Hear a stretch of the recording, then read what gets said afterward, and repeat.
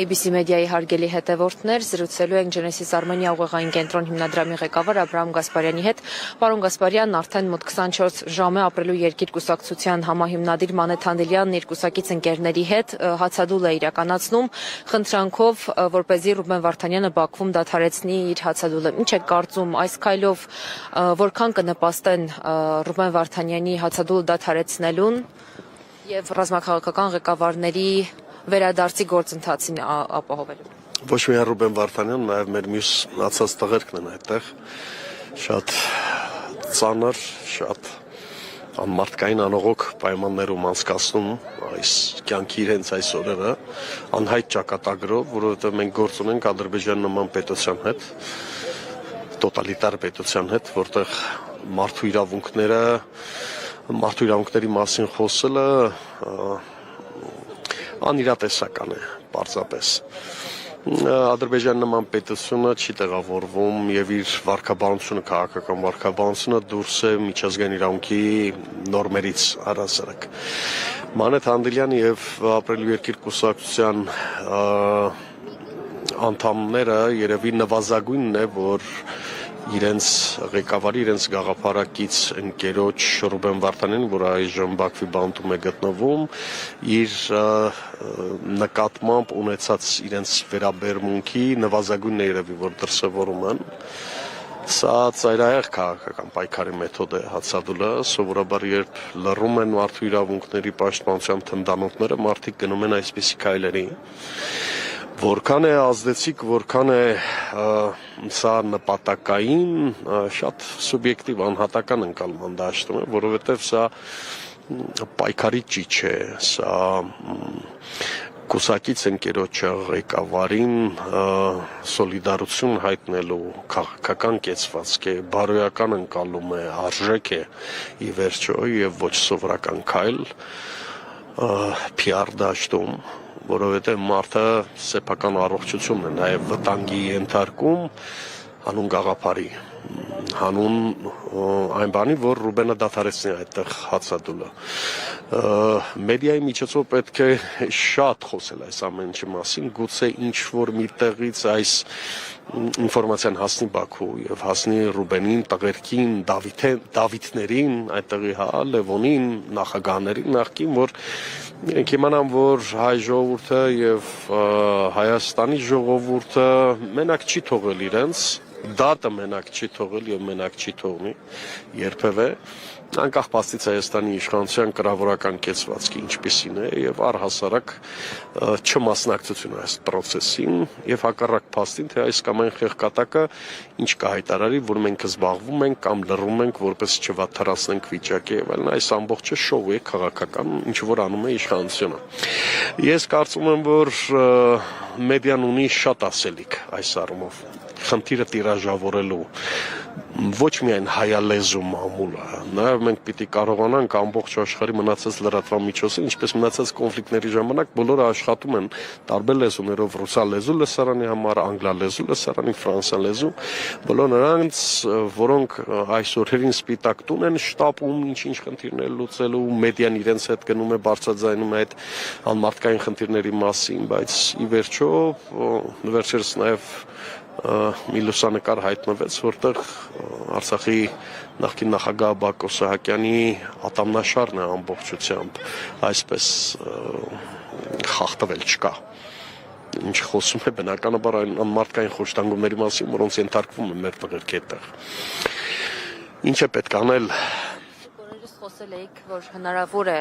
ռազմաքաղաքական ղեկավարների վերադարձը, նախ եթե հնարավոր է արդեն 1 տարի 5 ամիս է, ինչու նրանք չեն վերադարձել եւ այդ հնարավորությունների մասին խոսենք նաեւ։ Տեսեք, եթե քաղաքագիտորեն կամ միջազգային հարաբերությունների այսօրվա ձևաչափի համատեքստում փորձենք դիտարկել, մեզ երկու ճանապարհ է մնում, կամ այս հարցը լուծվում է երկու մայրաքաղաքից համապատասխան զանգերով, Մոսկվայից եւ Վաշինգտոնից, այդ հարցը լուծվում է։ Եվ բոլորը գիտեն, որ լուծվում է։ Եթե երրորդ աշխարհամարտ կանխող, բայց աշխարհի նոր քաղաքական ճարտարապետությունը գծող պետությունների ղեկավարները նստում են բանակցության սեղանի շուրջ եւ որոշում են աշխարհի տարբեր կոնֆլիկտային կետերում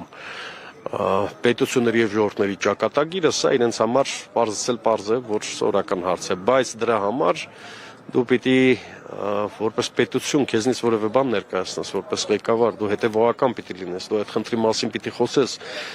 քո դեսպանատները պիտի օր ու գիշեր չունենան, պիտի դռները ծեծեն իրենց պետությունների, այդ հյուրընկալ պետությունների,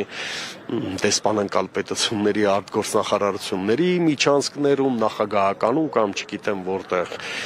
քո դեսպանները դրանով պիտի զբաղվեն, խնդրի մասին պիտի բարձրաձայնեն, անընդհատ տեղի մամուլով պիտի խոսեն, հեռուստաընկերություններով պիտի խոսեն այդ ամեն ինչի մասին։ Բայց պարզ է, որ այս գործող իշխանությունից ոչ մի բան հնարավոր չէ ակնկալել ներողություն, որովհետև իրենց համար եթե 120,000 հայրենակիցների հայրենազրկումը ոչ մի նշանակություն չունեցավ, ուր մնաց պոտենցիալ այսպես քաղաքական մրցակիցների, իրենք արդեն քաղաքական մրցակցության դաշտ են տեղափոխում, ոչ թե սեփական քաղաքացու կյանքը փրկելու կամ իր ռազմաքաղաքական էլիտայի, որի ներկայությունը Բաքվում վկայում է հենց հայության քաղաքական դատաստանի մասին։ Միայն կան, ես 5 հստակ մեթոդներ եմ նշել, որը ենթադրում է կազմակերպչական,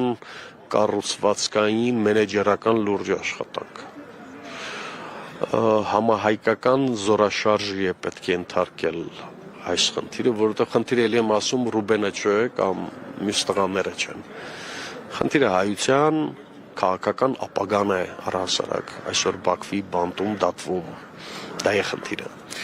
Համահայկական մոբիլիզացիա է պետք, որի գլխին պետք է կանգնեն բոլոր այն կազմակերպությունները, որոնք ունեն